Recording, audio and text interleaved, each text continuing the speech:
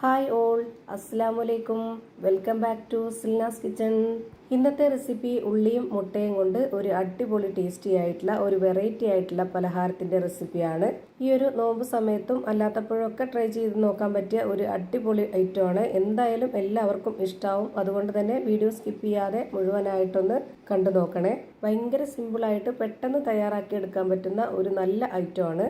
റെസിപ്പിയിലോട്ട് കിടക്കുന്നതിന് മുമ്പായി Silna's kitchen channel ആദ്യമായിട്ട് കാണുന്നവരാണെങ്കിൽ പ്ലീസ് ഒന്ന് സബ്സ്ക്രൈബ് ചെയ്തേക്കണേ.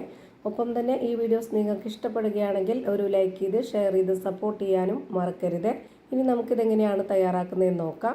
ഇതിനായിട്ട് ആദ്യം തന്നെ ഒരു 3 സബോള ഇതുപോലെ നീളത്തിൽ കട്ട് ചെയ്തെടുത്തിട്ടുണ്ട്. എന്നിട്ട് നമ്മൾ കൈകൊണ്ടൊന്ന് തിരുമ്മിയതിന് ശേഷം ഇതുപോലെ ഒറ്റയായിട്ട് കിടക്കണം. ആ ഒരു രീതിയിൽ നമുക്ക് ഈ ഒരു ഉള്ളി ഒരു പാത്രത്തിലേക്ക് ഇട്ട് കൊടുക്കാം.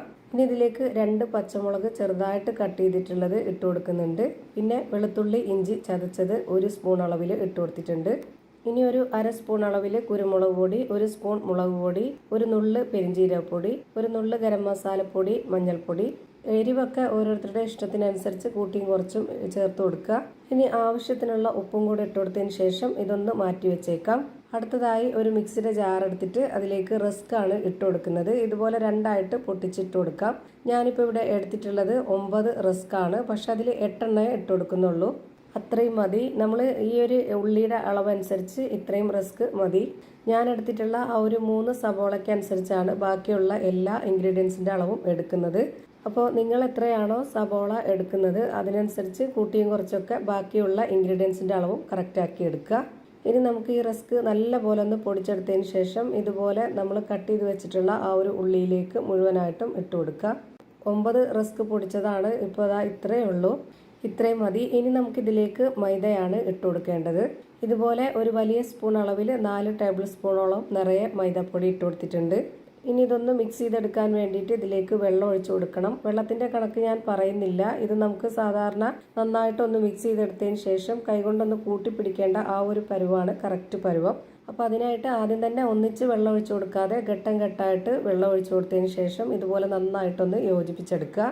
ഇതാണ് ഇതിൻ്റെ കറക്റ്റായിട്ടുള്ള പരുവം. ഇത് കാണുമ്പോൾ തന്നെ നിങ്ങൾക്ക് മനസ്സിലായിട്ടുണ്ടാവും. ഇനി നമുക്കിതിലേക്ക് വേണ്ടത് പുഴുങ്ങിയെടുത്തിട്ടുള്ള കോഴിമുട്ടയാണ്. അത് നമുക്ക് 4ആയിട്ടൊന്ന് കട്ട് ചെയ്തെടുക്കാം. ഇനി നമുക്ക് കുറച്ച് കയ്യിൽ ഓയിലോ അല്ലെങ്കിൽ കൈയൊന്ന് വെള്ളത്തിൽ മുക്കിയെടുക്കുകയോ ചെയ്തതിന് ശേഷം ഇതുപോലെ കുറച്ചെടുത്ത് നമ്മുടെ കയ്യിൽ വെച്ച് കൊടുത്തിട്ട് കുറച്ചൊന്ന് പരത്തിയെടുക്കുക. എന്നിട്ട് അതിനുള്ളിലേക്ക് നമ്മൾ കട്ട് ചെയ്ത് വെച്ചതിൽ നിന്നും ഒരു പീസ് എടുത്ത് വെച്ച് കൊടുക്കുക. ഇനി അതിന് മുകളിലേക്കായിട്ട് കുറച്ചുകൂടെ ഇട്ട് കൊടുത്തതിന് ശേഷം ഇതുപോലെ നന്നായിട്ടൊന്ന് ഒതുക്കിയെടുക്കുക. ഇങ്ങനെ ചെയ്തെടുക്കുമ്പോൾ കാണാൻ തന്നെ നല്ലൊരു ഭംഗിയാണ്. ആ ഒരു ഷേപ്പിലാണ് നമ്മളിത് റെഡിയാക്കി എടുക്കുന്നത്.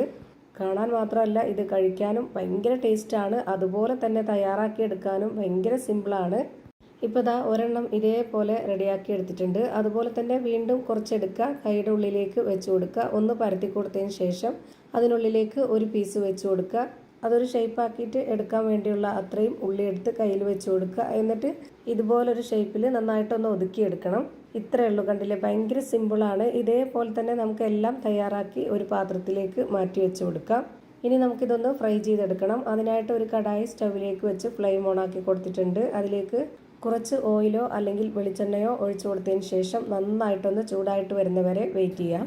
അങ്ങനെ ഈ ഒരു എണ്ണ ചൂടായി വന്നതിന് ശേഷം ഓരോന്നോരോന്നായിട്ട് ഇട്ട് കൊടുക്കാം. ഞാനിപ്പോൾ ഇവിടെ 4 എണ്ണമാണ് ഇട്ട് കൊടുത്തിട്ടുള്ളത്. അതിനുള്ള സ്പേസേ ഉള്ളൂ. ഒരുപാട് അങ്ങ് ഇട്ട് കൊടുത്തു കഴിഞ്ഞാൽ ചിലപ്പോൾ തട്ടിമുട്ടിയൊക്കെ പൊട്ടിപ്പോവും. നോൺ സ്റ്റിക്കിൻ്റെ കടായിയല്ല, ഇതുപോലുള്ള കടായിയൊക്കെ ആണെന്നുണ്ടെങ്കിൽ നമ്മൾ പെട്ടെന്ന് ഇട്ട് കൊടുത്ത് 1-2 സെക്കൻഡ് ആകുമ്പോൾ ഒന്നിത് ഇളക്കി ഇട്ട് കൊടുക്കണം. അല്ലാന്നുണ്ടെങ്കിൽ അതിൽ ഒട്ടി പിടിച്ചിട്ട് ആ ഒരു അടിഭാഗം കരിഞ്ഞു പോവും. എണ്ണയിലേക്ക് നമ്മൾ ഇതിട്ട് കൊടുത്തതിന് ശേഷം ഇനി നമുക്കൊരു മീഡിയം ഫ്ലെയിമിൽ ഇട്ട് കൊടുത്തിട്ട് ഫ്രൈ ചെയ്തെടുക്കാം. ഇനി ആ ഒരു ഫ്ലെയിമിൽ തന്നെ വെച്ചിരുന്നതിന് ശേഷം ഇത് നമുക്ക് തിരിച്ചു മറിച്ചൊക്കെ ഇട്ട് കൊടുത്തിട്ട് വേവിച്ചെടുക്കാം. അതുപോലെ തന്നെ എത്ര എണ്ണമാണോ ഇതിലേക്ക് ഇട്ട് കൊടുക്കുന്നത് അതെല്ലാം ഈ ഒരു ഫ്ലെയിമിൽ തന്നെ വെച്ച് കൊടുക്കുക. എങ്കിലേ എല്ലാം ഒരേ പരുവത്തിൽ കിട്ടുള്ളൂ. ഇപ്പോൾ അതാ കറക്റ്റ് പരുവത്തിൽ ഫ്രൈ ആയി കിട്ടിയിട്ടുണ്ട്. ഇനി നമുക്കിത് എണ്ണയിൽ നിന്ന് കോരി മാറ്റാം. ഇതിൽ ഒരുപാട് എണ്ണയൊന്നും കുടിക്കില്ല, അതോർത്ത് പേടിക്കണ്ട.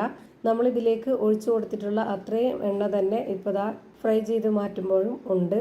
അപ്പോൾ ദാ ഉള്ളിയും മുട്ടയും കൊണ്ട് ഒരു അടിപൊളി വെറൈറ്റി ടേസ്റ്റി ആയിട്ടുള്ള ഒരു ഈവനിങ് സ്നാക്സ് റെഡിയായി കിട്ടി.